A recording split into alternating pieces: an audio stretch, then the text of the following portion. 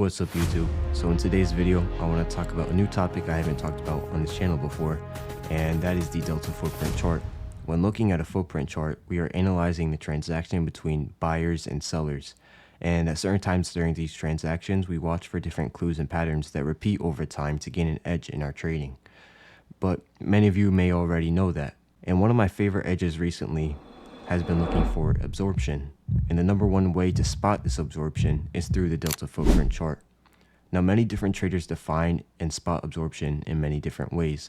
My personal favorite is to look for areas where one side is trying to be aggressive, but they are met with this wall, not allowing them to push price in their favor. Once they get tired and become more passive, an opposing side comes in aggressive. And when used correctly, you can follow along this side to gain a positive expectancy within your trading. So we're going to initially start going over how to spot bearish absorption inside the markets. Now, first, obviously, we're looking at the Delta footprint chart, and I have my settings set to a 45 minimum volume filter, meaning it's only going to show levels where there's a minimum of 45 Delta, and I have it set on a 2-tick aggregation as I'm looking at the NASDAQ markets, as mostly I have only been trading the NASDAQ. This is also coming off of a 30 range chart, but you can use a minute chart. I prefer to use range charts when looking at a footprint chart on the NASDAQ. Now, once again, what we're looking for when it comes to absorption is for a certain side. In this case, when we're looking for bearish absorption, is for buyers to look to push price up, for them to start stacking, but then meet a sort of wall. And through this wall, they're consistently trying to buy through it, but they're failing to do so because this wall is sort of blocking them. So what's going to happen as buyers consistently try to push through this wall, but price stays stagnant? Eventually, this is what we call exhaustion, and buyers will start to tire out, and eventually this makes it easy for sellers to come into the market and push price down. Because if markets are staying stagnant and buyers are coming in aggressively, buyers will notice, well, we aren't able to push price, let me pull my orders out of the market.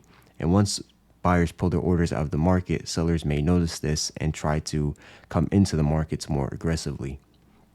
So how do we spot this as it's happening? So we initially want to see these buy deltas coming in. And once again, I have my volume filter set to 45. Now you can see there's 2 volume filters here, 2 delta levels here. And you can see that they're happening at the top of the candle, meaning that when the candle was up here, there was a lot of buying going on. But they weren't able to push price to close the candle green. And eventually a seller comes in and he starts pushing price down. And as we close near the bottom of the candle, we get one large seller. Now this is the ideal scenario in which I want to see the buyers and sellers show up, right? You can see in the top range of the candle, we have the buyers, and then the bottom range of the candle, we have the sellers. Now, if we had the sell imbalances come in at the top and the buy imbalances come in at the lows, I wouldn't really consider that absorption. I would only consider absorption, bearish absorption, when it's a red candle and the buyers are at the top and the sellers are coming in through the close. Now, this would be another example right here where there's a buyer absorption coming in at the top. There's not a lot of buyer absorption. You can see it's only one level, but then we get some strong seller absorption through the close. Now you can tell that this is the middle of the candle. Ideally, I want to see it at the bottom of the candle. That would be the highest quality scenario.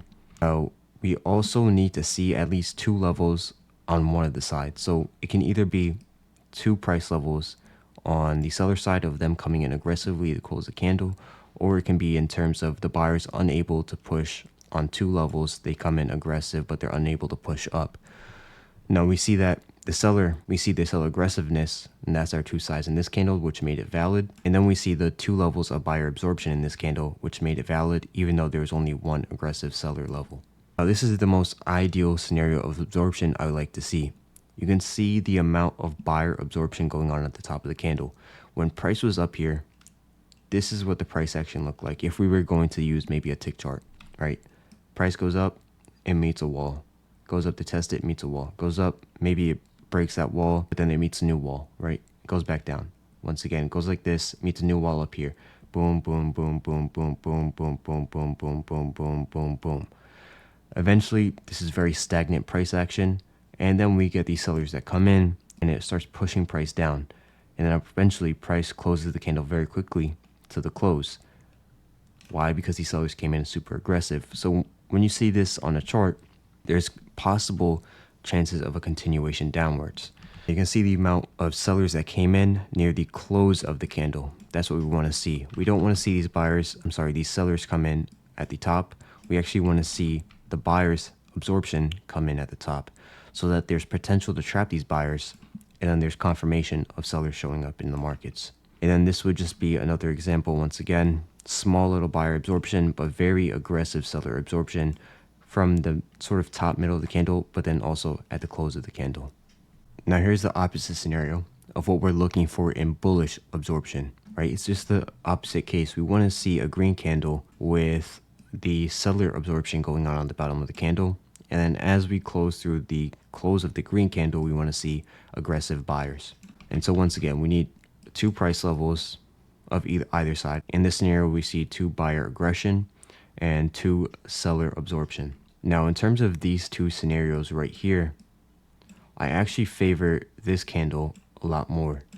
Why? Because the buyer aggression was coming in more towards the close of the candle, right? In this one, you can see that it's happening below the bottom half of the candle. In this one, it's happening in the top half of the candle. That makes it a bit more high quality in my eyes. In this scenario, it's sort of not as high quality once again. It's still valid technically, and that's up to you whether or not you want to take this kind of absorption. I'm just presenting the information on my findings and my studies, and you guys can decide how you want to trade it. But it's happening in the bottom half of the candle. Obviously, you want to see the seller absorption happen in the bottom half, but you want to see the buyer aggression happen in the top half, most ideally. And so these two scenarios right here would be great examples. You have strong buyer aggression happening at the close of the candle with very, very strong seller absorption happening at the bottom of the candle. And in the same scenario here, you don't have a lot of seller absorption, but it's happening near the bottom, and then you have a lot of strong buyer aggression coming in at the top. Now we're going to go into how you can actually play this on the chart. Now I want to point out by saying I'm not going to do all the work for you. I really recommend you go out there and you put in the backtest yourself to see what you prefer to trade, how you prefer to trade it. You can use a 1-to-1 RR with 10-point take profit, 10-point stop loss, or you can trail your runner and sort of trail it by candle. It's all up to you at the end of the day, and you should go out and backtest on what you want to use. Now, I have two charts pulled up right here. I have the 30 range on NQ, and that's where I'm looking at delta footprint. And then I have the hourly chart. And the reason I have an hourly chart pulled up is because I believe the best areas to play are at the hourly levels when looking for these absorption signs. So we're just going to start by looking at market open around this day. So currently I have my chart set up so you can see where my crosshair is on the 30 range and the hourly. So right now you can tell that at 19.889, we're sort of not at an important hourly level. An important hourly level would be down around 850 at that hourly low right there. Let me see if I can do this without messing up where my chart is. But you would ideally want to see this level get swept and look for a long, or this high to get swept and then look for a long, right? So let's start at market open. Usually I don't start trading till 10 a.m. Now we're going to start looking for areas of absorption. Now you can see that we have a sign of absorption right here, but are we at an important hourly level? We're not. We're right in the middle. So we want to see a higher low get swept. So we'll keep on scrolling until we get this low swept. We see our low get swept right here, but there are any signs of absorption? There are no signs yet. And we see our first sign of absorption right here. And this is a very, very strong absorption candle. You can see this is exactly what we want to see. We have a lot of sellers being absorbed near the bottom, and we have buyers coming in towards the close. So you could take a long right at candle close, and you can go for 10 points, which would eventually hit about right there. Or you could trail your stop.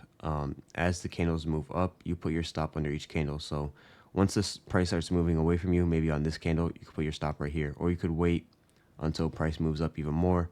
And by the time it goes, let's say, 15 points in profit, then you start trailing, right? So then you move your stop right here. And then once this candle closes green, you move your stop right here.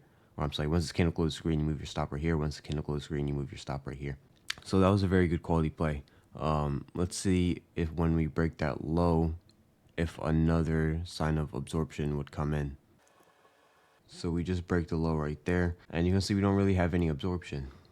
We have absorption to the upside, but are we at an important hourly level to short?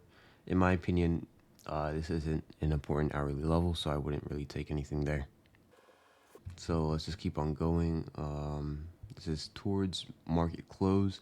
We actually have an important hourly level up here. If you look to the left a bit, our last closed green candle on the hourly chart, or our last green candle on this hourly chart before we made our move down, this would technically be an internal hourly high. So once we sweep above this high, we would want to look for a short.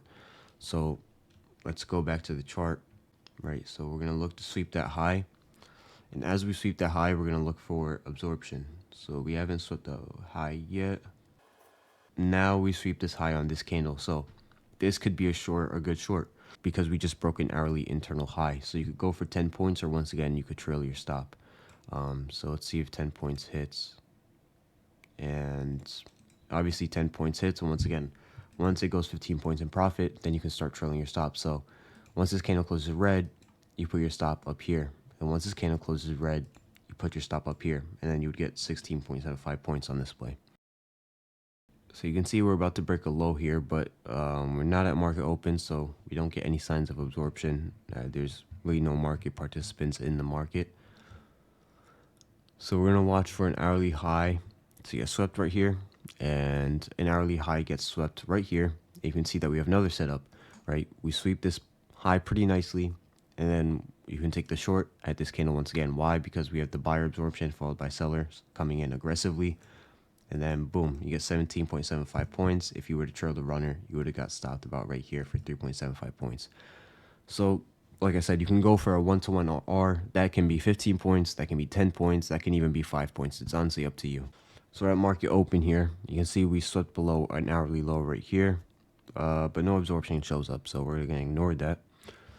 Now we just swept this high right here, right? This internal high. It's not a prominent high, but it's an internal high. We get this strong buyer absorption followed by seller's close. You probably would have got stopped out on this one. It went 7.75 points, and then eventually it hit the 10-point stop loss. But you can still see that there's some absorption going on at this level. But eventually it looks like this uptrend is starting to form because we don't sweep below an hourly low, but then we get some buyer absorption come in, and market starts to move up, and you can see market moves up pretty aggressively from there. Now, this is where price starts to become in price discovery. You can see that we don't really have a high to the left of us on the hourly chart.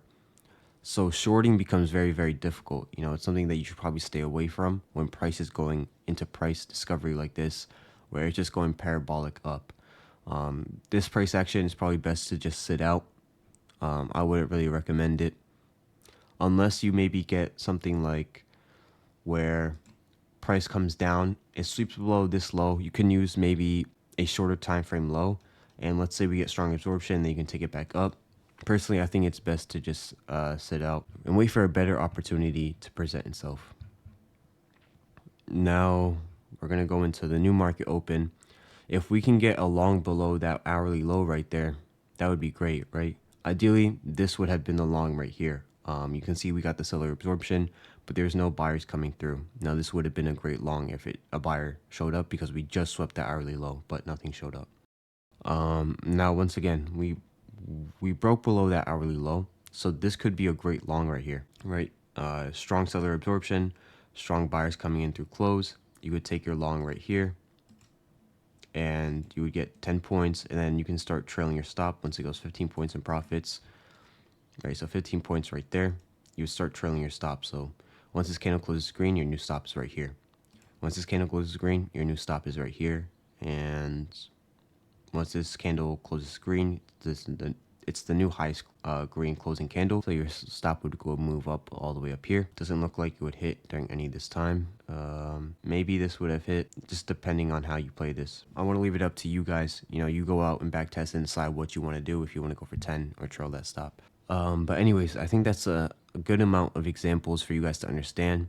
I wouldn't just go out there and take every single 30 range absorption you see, because this is a very, very short time frame. There's a lot of bars in this time frame, or range frame, I guess you can call it.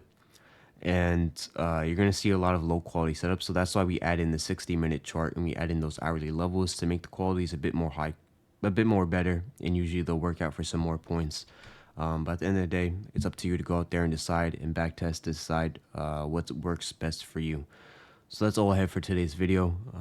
Be sure to use my code if you want a discount on this footprint or the TDU bar replay, and you can get a free trial on anything on the TDU website. And be sure to follow me on Twitter. Hope you guys have a good day, and I'll see you guys in the next one.